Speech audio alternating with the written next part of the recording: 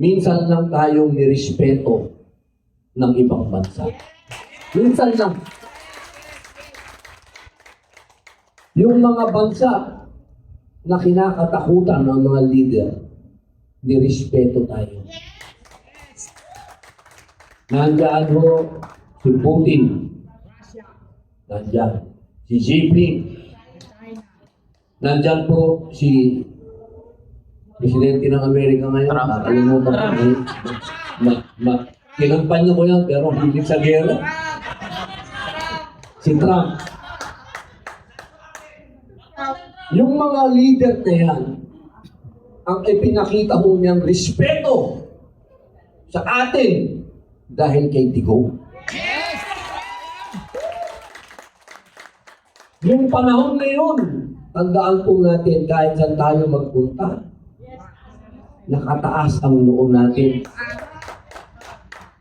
Dahil yung leader natin nung panahon na yun, sorry, excuse my language, English yan, may bayan!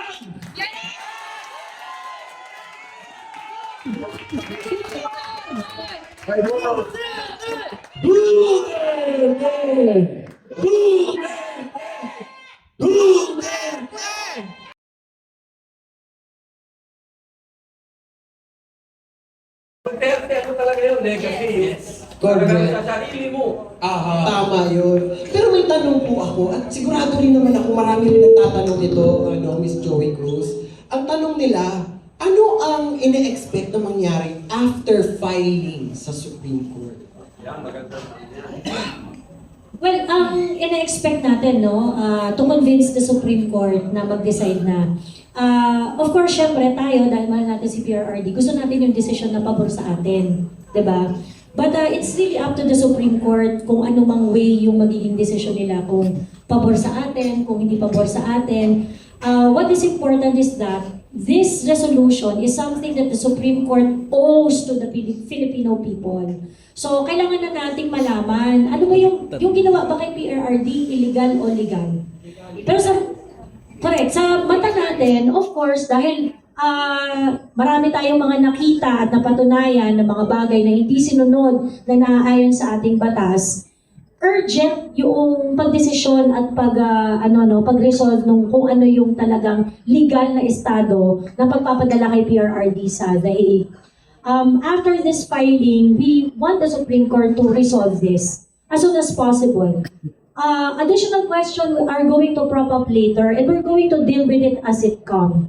At this point, ang gusto nating mangyari is for the Supreme Court to not look away and listen to the voices of the people. Dala-dala namin yung mga signature gamit yung maleta.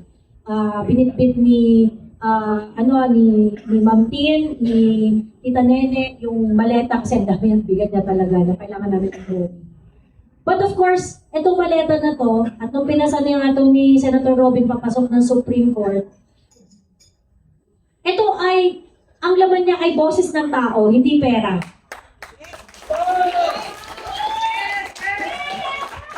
At sana, patakbuhin naman natin yung bansa natin, yun ang pinagsusumamo natin sa Supreme Court, patakbuhin naman natin itong bansa natin na merong espasyo para sa boses ng ordinaryong Pilipino. We really want them to act on the signature on the habeas corpus cases and resolve it once and for all. Isa pa sa mga bumabagabag sa mga Pilipino at sa mga nag-participate dito at sa kabilang panig din.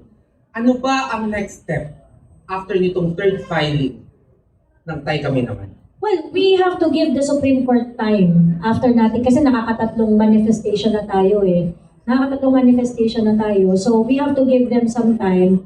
But nag-birthday na si PRRD nung Sunday sa The Hague. And personally, and I think a lot of us are impatient already. Dahil hindi naman na bata si PRRD, kaka-81 lang niya nung Sunday. So we want the Supreme Court to really take into consideration na there is a life at stake. as long as they're not going to make a decision, you might stay there.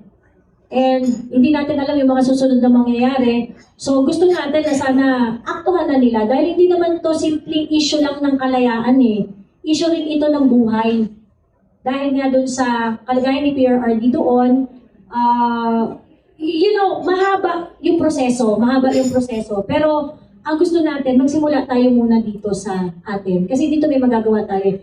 Sabi ni Sen. Robin, may magandang kwento dito sa Sen. Robin eh. Para po sa ating mga kababayan na nanonood ngayon, mga mahal kong kababayan, napakahalaga po nitong hakbang na ito. Dahil ito po ay kasama sa ating konstitusyon, yung boses ng bayan. Tandaan po ninyo, ang boses ng tao.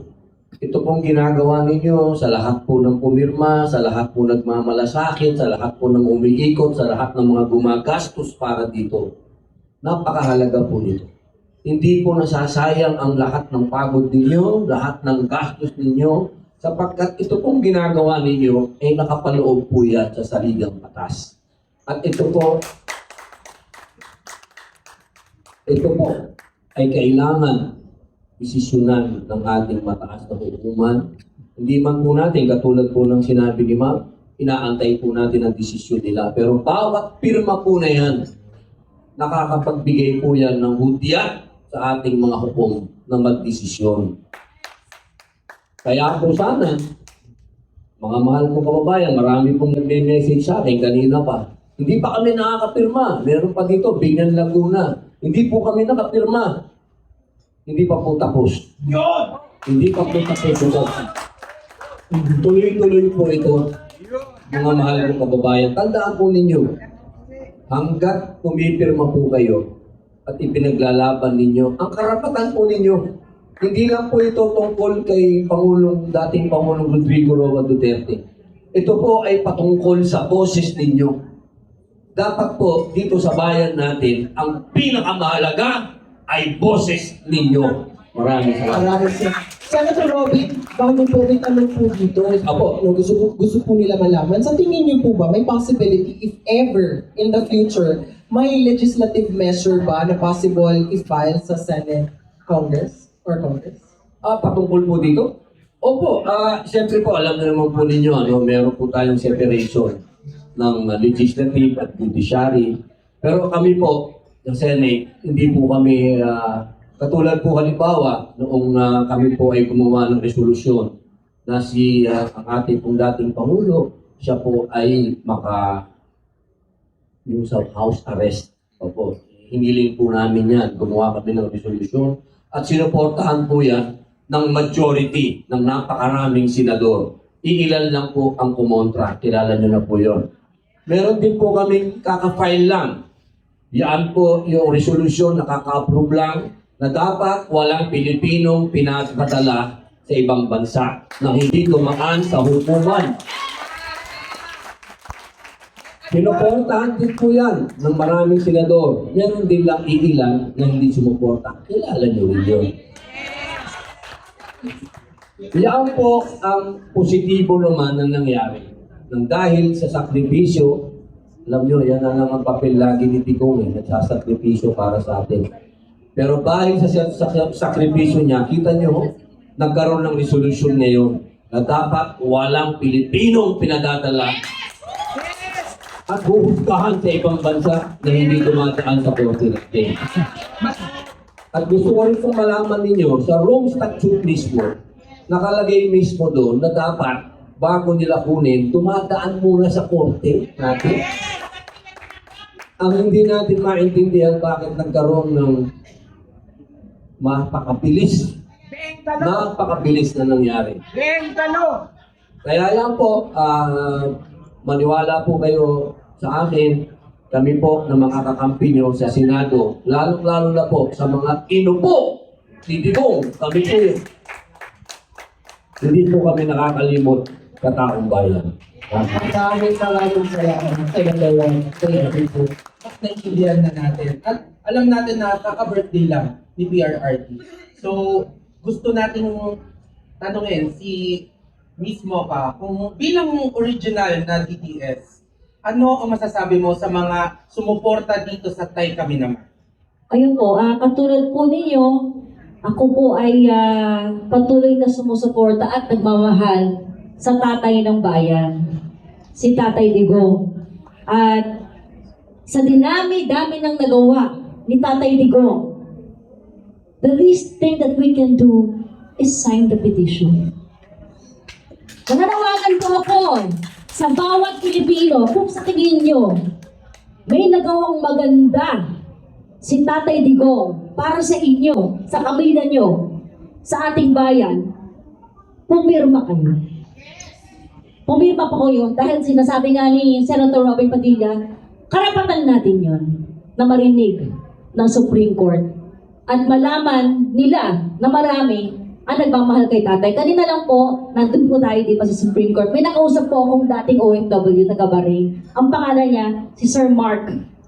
Sabi niya, hindi dapat nakakulong si Tatay Digong dahil sa dami ng ginawa niya magaganda sa ating bayan. Kaya, andito po tayo nagkakaisa para pauwiin ang tatay ng bayan. Bring him home! Thank you so much, Ms. Mocha. Oh, may question ka. Ayan, isa pang tanong from Juliet Pacot of Saksi Ngayon. Juliet Pacot. Ang tanong ay, ilang libo daw na labda ang kailangan para makumpleto? Target na number ng labda para makumpleto yung pinipetisyon sa Supreme Court at kasama pa ba itong ipa-file sa Supreme Court? Yung sa, ano ba yung number na kailangan, wala naman kasing ganung, na dapat kung naka 500 na, naka 1 million na or whatsoever. What I know is that, in 2020, Attorney Dino De Leon filed a petition before the Supreme Court asking for a petition to compel PRRD to disclose his health condition. That petition, sa gitna ng pandemya, gusto nila nabigyan ng prioridad ng Korte Suprema yung petition na yon, yung kanilang request for writ of mandamus, ayan, if I remember it correctly. In that petition was supported by a signature campaign. So, syempre, sa medyo kabilang parlor ito na aksyon, ganyan. And they according to the civic group na nagsuporta doon sa petition na yon, si Attorney Dino at 10 ng mga tao na ordinaryo ay gustong malaman ang health condition ni PRRD at kinocompel siya na i-disclose ito sa sambayan ng Pilipino. So that's why there was a certain number of signatures collected for that purpose. Ultimately, hindi sila nanalo sa Supreme Court. But the prayer was that for the petition to be given due course. Nag-decide ba ang Supreme Court? Yes, nag-decide ang Supreme Court. And that's what we wanted. That's 11,000 signatures. That's 11,000 signatures. And what we have is 304,304 signatures. So, we do not know what is enough. But if we keep on, dropping signatures to them, telling them that we are all waiting and we are getting impatient, they owe it to us. Whether they agree with us or not, it doesn't matter. What we want is for them to resolve it once and for all. Because this divides the nation. So, sana mag-desisyon ng Supreme Court at yung numero natin, yung mga tao na nagtatanong, bakit 300,000 lang? Akala ko pa 32 million kayo, yung mga ganyan. This is an entirely different ballgame. And it takes initiative, it takes some effort to join this kind of campaign. And, well, as far as we are concerned, ang layo naman ng 11,000 sa 304,000. Diba? So, yun po ang measure niyan. Ayun lang. Maraming salamat. At bilang panghuli, inaanyayahan namin kayong lahat para panoorin ang isang video presentation. Pero bago ang lahat ng yan, Kuya Nico, kakausapin ko muna ang ating mga kapatid, mga kababayan, mga kaibigan natin in 1 to 2 minutes po, mga comments. 1 to 2 short, very short lang po. In your own way, ano ang naging ambag ng inyong sektor, grupo, or ikaw sa laban na ito? 1 to 2 minutes. Magandang hapon po sa inyong lahat. Maraming salamat po sa anyaya ko. At first, di ba, nung sinimulan niyo yung Tay Kami Naman si campaign, is nag-uusap-usap kami sa House of Hope kasama sila Ate Joel. As we all know, House of Hope Foundation is isa sa mga sinusuportahan ni PRRD na Cancer Institute, wherein lahat ng mga cancer patient kids may tinutuluyan, may ginagawa kaming program with them since hindi na mapapatuloy ni PR kasi nasa Hague. So pinagpatuloy namin yon. And realizing that, meron kasi akong mga trips, supposed to be a vacation for me kasi nga work-life balance, ganyan. So, iniisip ko, I want to make this trip na memorable for me and fruitful siya, na hindi lang siya basta-basta trip because I know that mababalikan ko naman siya anytime. And as we all know that Boracay, nirehabilitate ni PRRD yan before. That's why when I was there in Boracay, I made sure na makakakuha ako ng signatures doon mismo sa isla, galing sa mga tao na taga doon talaga sa isla. And I even had the tattoo across my heart, across my chest. The green tattoo symbolizes as the rehabilitation of PRRD, and this one, the island itself. Ayun. And of course, when I was also in Siargao, though may mga tao na hindi naman talaga lahat kasama natin sa labang ito, pero doon talaga napatunayan. They even had a building called Duterte Building as a protest also to show everyone na Tay, kami naman, because everything that you did for us, it's our time to pay back, or dapat kami naman ang magtatanggol sa'yo. So yun na po, maraming salamat. Maraming salamat po, Ms. Pinay Orzi, no? Ma'am, 1 to 2 minutes lang po in your own way sa BARM. Ano ang naging ambag ng inyong mga sektor o grupo sa laban na ito? Real quick.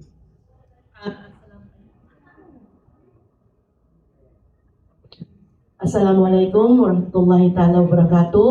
Mapya malulong, nag-ibig sabihin, magandang hapon. Simula nung nahuli si Tatay Digong, salam po yung naisip namin, kailangan kami na may mga magandang nakuha o kaya may mga ginawa si Tatay Digong sa aming bansa, especially sa aming region sa Cotabato, sa BARM. Kailangan po kami naman po ang susukli ng mga kabutihan na binigay niya sa amin. Nananapit po ako sa mga kapatid ko dyan sa BARM, yung hindi pa po nakapirma. Ang plano po namin next, lalabas na po kami ng Cotabato City. By munisipyo na po kami. Ang plano po namin, puntahan po namin ang Tawi-Tawi at Basunta, kung saan po yung BARM area po. Maglabas kayo, magtulong kayo, ito na yung pagkakataon, tayo naman. Yun lang po. Alawak po! Maraming grabe ng goosebumps. Ganon. Magmahal ng mga taga-BARM. Thank you so much. Pabuhay po kayo, ma'am. Sir, 1 to 2 minutes. In your own way, ano ang naging ambag ng inyong mga sektor o grupo sa laban na ito? Ano po yung group ni Pulitzer? So being one of the co-convener of DDS Saraol Confederation, it is an alliance of around 300 to 400 parallel groups scattered all over the country and even outside the country. Tayo talaga ngayon ay full blast sa paghihikayat sa lahat ng mga kababayan natin na makapagpipirma nito. Kasi we feel that the Supreme Court is the last bastion of sanity in this government. Wala na tayong maasahan sa gobyernong ito eh. So feel natin na with our numbers, with our strength, with people all over the country signing this Tay Kami Naman initiative, baka naman pwede nating ma-request yung mga kagalang-galang na mga Supreme Court justices na aksyonan na nila ito. Kasi kawawa yung matanda doon sa The Hague. In fact, me personally, sometimes, no, magigising na lang ako madaling araw. Tapos iiyak na lang ako. Mafe-feel ko yung ano yung sinapit niya doon, no? Yung misis ko nga sabi niya, "Ba't ka nagising diyan?" I feel again the pain. So that's why we are encouraging everybody. Of course, after the Holy Week, we will again be going around the country and encouraging all people na magpirma dito sa Tayo Kami Naman. At maraming salamat po sa inyo. Kapitana! Eto na po, ang dami ko pong narinig sa inyo. Grabe din yung effort ninyo, Kapitana, ha? Para kay PRRD. Kwento nyo naman sa akin, 1 to 2 minutes lang, in your own way, anong naging ambag ng inyong mga sektor at grupo sa laban?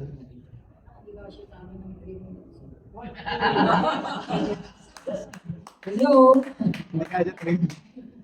Una-muna, gusto ko magpasalamat sa lahat naman nandito sa room na ito. Lalong-lalo na yung mga vloggers kasi kung wala sila, hindi mapapalawak yung signature campaign. Hindi ko na kailangan sa isang team. Pero kailangan ko kayo. Kaya ko nagsasabi ko dahil ibig sabihin may kasamang puso kasi. Nung kasing nakulong si PRRD, March 11, may nag-imbita sa akin. May, yung nag-sponsor. Pumunta ko doon sa Cebu, sa Simala Church. Hindi ko manilimutan yung kasi binidyo ko eh. Ang prayer ko doon, siguro pagpipila ka bago ka makarating doon kay Mama Mary. Siguro 1 kilometro, dalang tao, noon eh, April 21. Linggo ng pagkabuhay. Ang dami kong hiniling doon kay Mama Mary is magkaroon ng peace ang buong Pilipinas dahil nahuli na nun si PRRD at iuwi niya si PRRD na buhay dito sa bansang Pilipinas. Amen. And then, after nun, na-meet ko si Placido noong October, September 15 pala, na-meet ko. And then, magkakaroon pala kami ng rally. Sabi ko, ano magagawa ko dyan? Eh, matanda na ako, 70 years na ako, sabi ko. Pero hindi ko hinindihan yung sa akin, yung request. Rally lang pala, ganun-ganon. Hindi lang naman yung personal mo, yung katawan mo ang kailangan eh. Kung ano yung magagawa mo, yung panahon mo, yung talent mo. So, grinab ko yun. Kaya, hindi ko, kasama nila Placido, yung pag-start nung September 13, 15, nung nag-resign yan si Martin Romualdez sa Batas sa Pambansa. Nung September 21, nung October 12, nung November 16, November 17, November 18.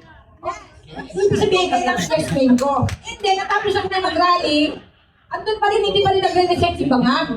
Diba? Kaya, ibig sabihin, napag-usapan namin na nung nagkaroon ng press conference, October 30, napag-usapan namin na magkaroon ng signature campaign. Kaya nagpapasalamat ako kay Ma'am Joey, sila yung architect, dahil sa aking lugar, hindi launch ang signature campaign ng December 15. Kaya, medyo nag-apura ka lang, pero hindi na lang. Hindi, ulit lang. Kasi yung paras na niya yun eh. Ibig sabihin, noong December 15, nilaunch yung signature campaign sa Luzon. Sa lugar ko, nilaunch, sa Morning Star, sa Academy, Barangay Payatas, City. Napakahirap ang mag-umpisa. Pero kinailangan namin yun. Hindi namin nag-negative campaign. Mabuhay, Kapitana! With that, papasalamat ako sa mga hindi nagsasawa. Ulit-ulit ko si Placido Pilosopo siya. Diba? Pagmula nung December 15, pinagamit ko sa kanila yung bangko. Hanggang ngayon.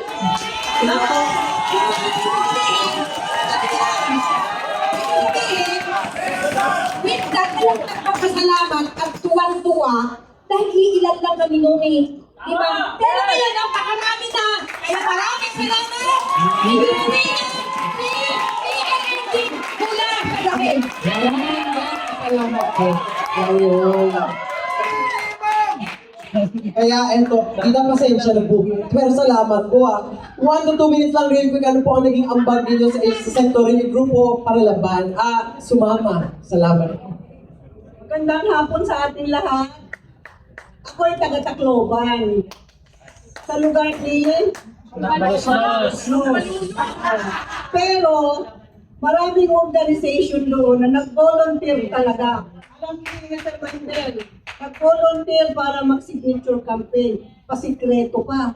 Dahil binabantayan. Tapos, pero patuloy pa rin. Ngayon na pagpapatuloy, sinabi ni Senator Robin, talagang ibubuhos na talaga natin ito.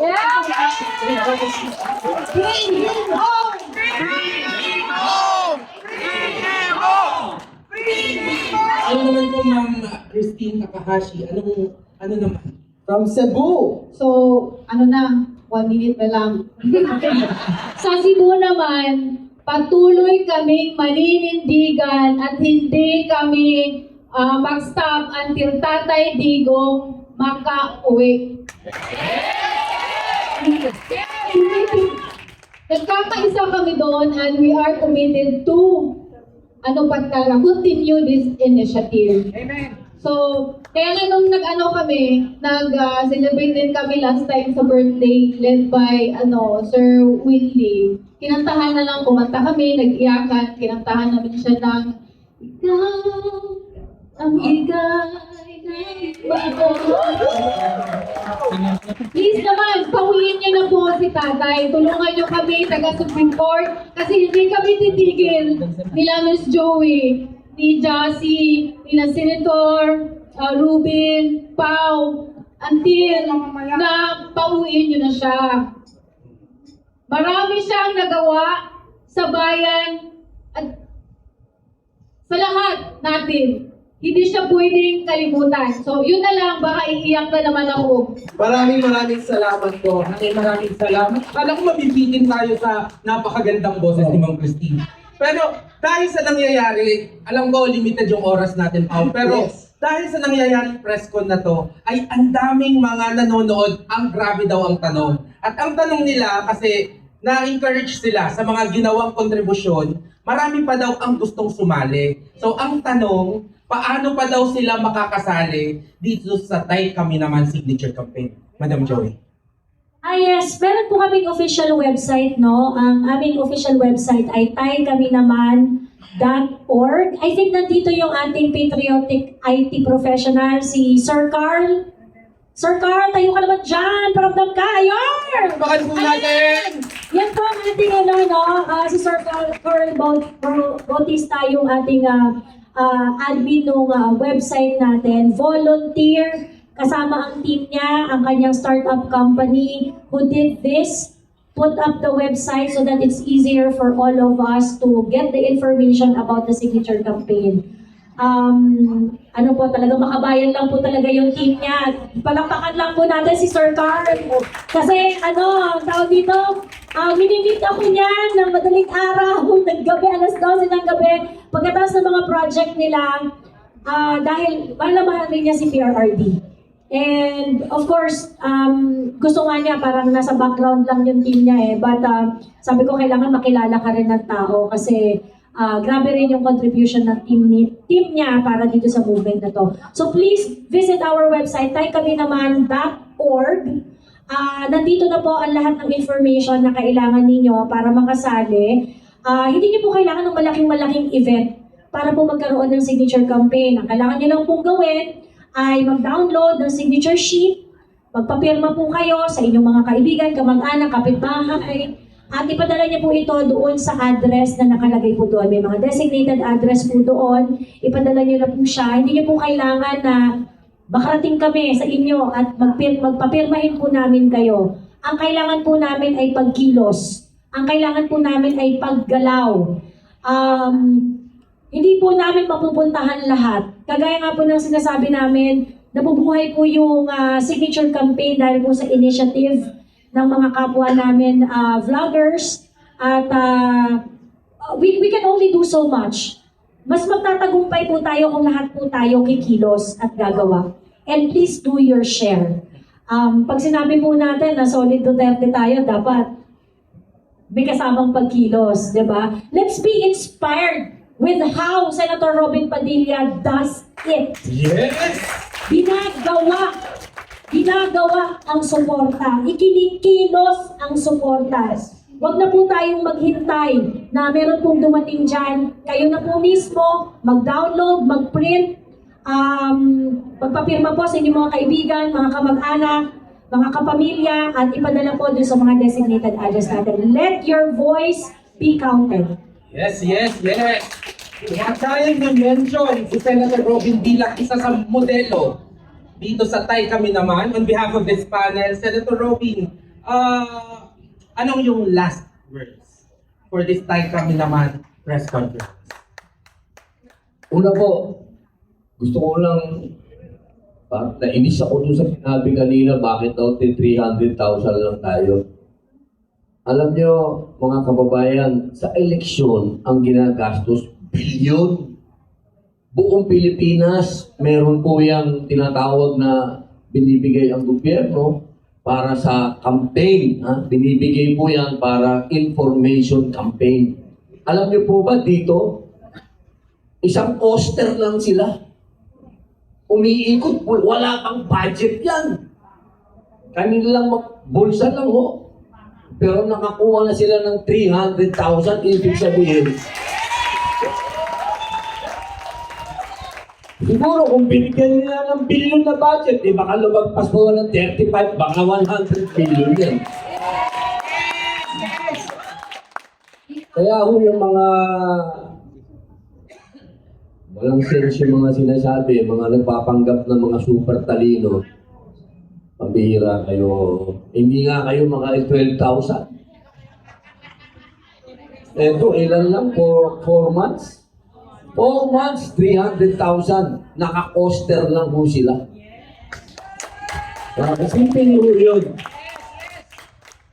Kaya, mga mahal kong kababayan, ito pong ginagawa namin. Makikinamin na ho ako. Dahil ang totoong mga bayani dito ay sila. Sila hong mga nakikita nyo sa harap na kasama ko, yung mga nasa likod ho ng camera. Sila ho talaga yung mga lumalakad. Makikinamin lang ho ako. Mga kababayan, tandaan po ninyo, wala po kaming bayad dito. Lahat po kami dito, nandito kasi mahal namin ang Pilipinas. Mahal namin ang mga Pilipino. At alam naman ho nating lahat, kahit balikan nyo ang history, minsan lang tayong nirespeto ng ibang bansa. Minsan lang. Yung mga bansa na kinakatakutan ng mga leader, nirespeto tayo. Nandiyan ho si Putin. Nandiyan. Si Jinping. Nandiyan po si Presidente ng Amerika ngayon. Nakalimutan ko ngayon. Kinampanya mo yan pero hindi sa gera. Si Trump. Yung mga leader na yan, ang ipinakita mo niyang respeto sa atin dahil kay Tigo. Yung panahon na yun, tandaan po natin kahit saan tayo magpunta, nakataas ang noo natin. Dahil yung leader natin nung panahon na yun, sorry, excuse my language, English yan. May bayan!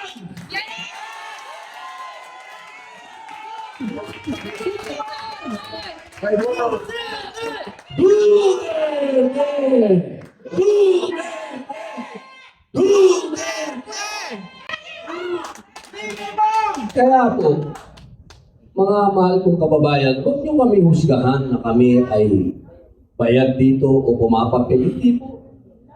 Kami po ay nagbabayad lamang ng utang na loob kay Tigo. Dahil yung mga panahon ngayon, napakasarap maging Pilipino.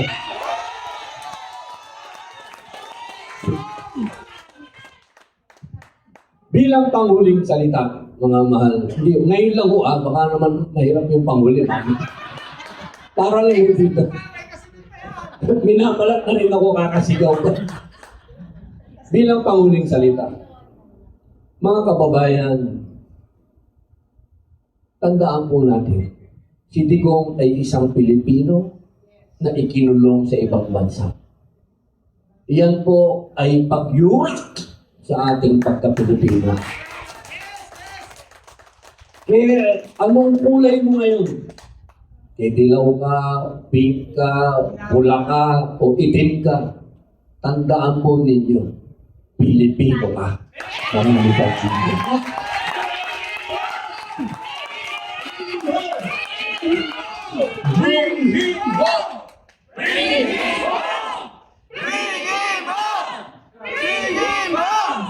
Grabe, wala nang mas gaganda pang panghuling salita para sa press con nito.